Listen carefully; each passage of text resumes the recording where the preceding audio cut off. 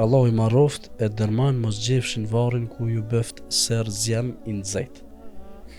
Kjo ka qenë domethënë një motër, besoj e cila ka komentuar. Është pak që sharaki është edhe për të qajtur, po përzihen emocionet tash kjo. Na mendojmë se e ka shënu kundër burrit apo ish burrit.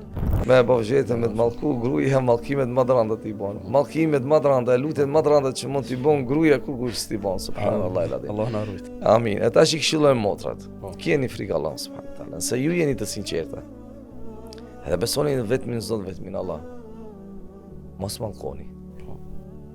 Vujtje më të mëdha e ka pas pejgamberi sallallahu alajhi wasallam, por nuk ka mallkuar. Sepse ka thënë unë jam dërguar rahmet për njerëzit, për ummetin. E ne kemi shembull pejgamberin sallallahu alajhi wasallam. Neve nuk na lejohet me mallku përpos se atë që ka mallkuar Allahu dhe pejgamberi sallallahu alajhi wasallam. Neve nuk na lejohet as bitain as kështu në veçanti, në mënyrë direkte ta mallkosh një pabesimtar. E ty kush ta lejon ty me mallku burrin?